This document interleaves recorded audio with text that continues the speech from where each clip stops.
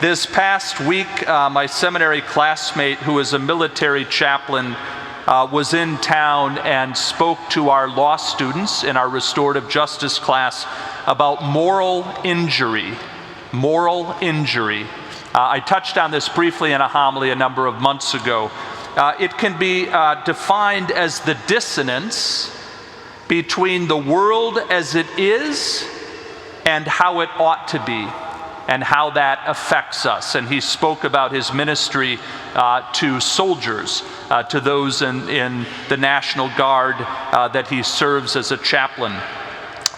After that, an interesting conversation ensued in our class, and we talked about those historical figures who endured great suffering, and through this were able to manifest light and even be strengthened in their resolve.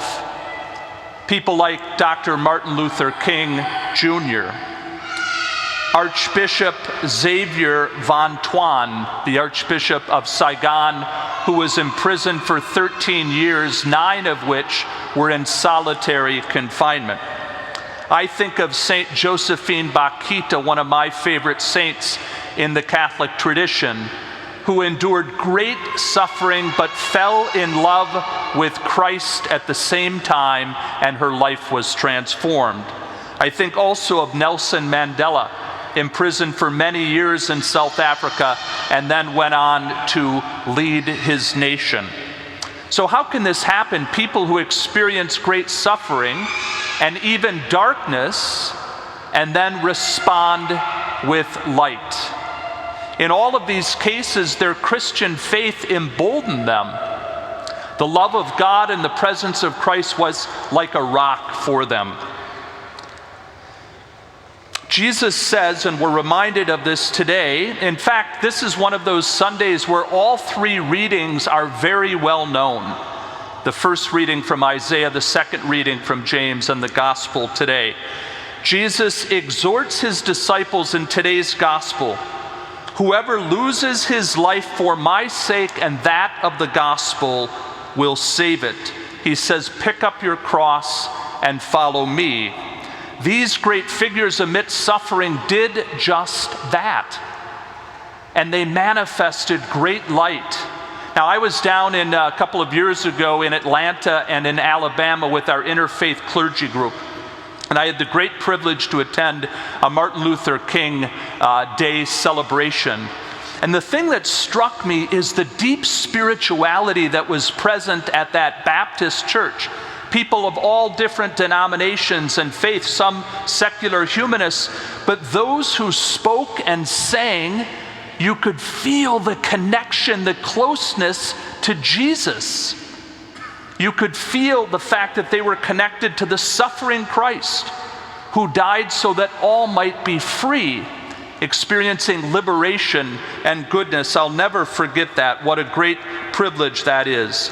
Our first reading today presents the famous figure of the suffering servant. Now, there's some vagueness about who the identity of the suffering servant is. Christians believe it's a prefiguring of Jesus himself. In fact, we read this passage on Good Friday as Christians, as Catholics.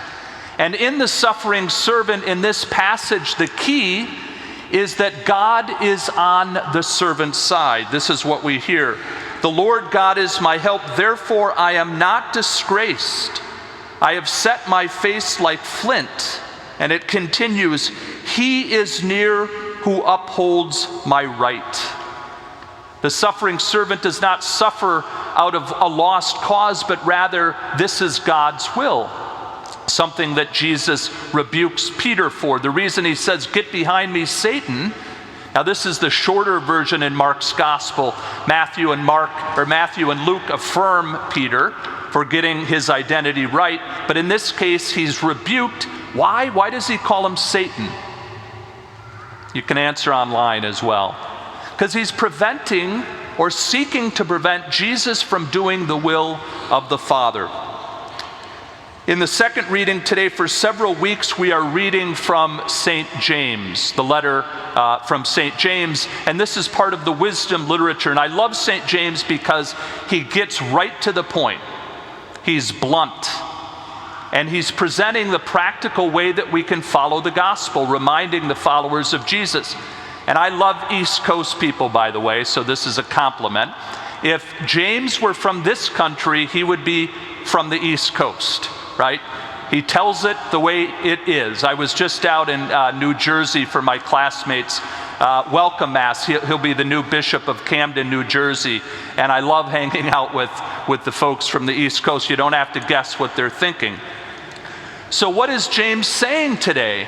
This is often misunderstood, and some Christian denominations historically have thought that Catholics believe that we can earn salvation. Is that the teaching of the church? No. We cannot earn salvation. It is a free gift. Faith is a free gift, unmerited, freely given by God out of love for us. However, as James reminds us, authentic, lively faith will manifest itself in good works. If faith is dead or moribund or whatever word you want to use, it will not, or tepid.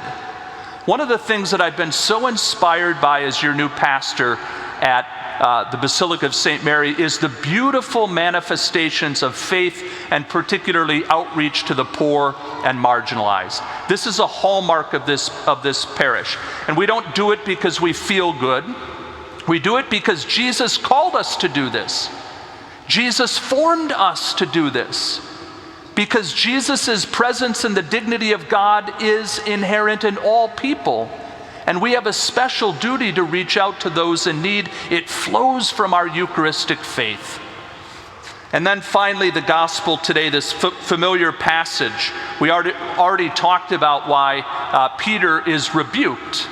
And so in this case, the central question is, who is Jesus? And he doesn't want people to tell him who others say that he is, but who is he for them? And are they willing to bear the cost and burden of discipleship wherever it may lead? Doing anything for the gospel. So I'm just going to close by inviting us to ponder two questions this week, and to see how we might get a little further into our missionary discipleship. The first, in prayer, if you would, look into your hearts and try to answer that question. Who is Jesus for you? Who do you say Jesus is in your life? And maybe there's some room for growth there as we seek to deepen our relationship with our living God. Who is Jesus for you and for me? And then the second question, which flows from the first, is what is the evidence of faith in our lives? What are the good and charitable acts that flow from our faith? What can we point to in our lives, in all humility? You can have your spouse or your friends maybe help you answer that question, because sometimes we're too humble to talk about the ways that the faith is manifested. Sometimes we're too delusional to know that we have to grow in that manifestation of faith. If we answer these questions well in our lives, there's a little more light in our world. We deepen our missionary discipleship, and we give glory to the God who created us and redeemed us.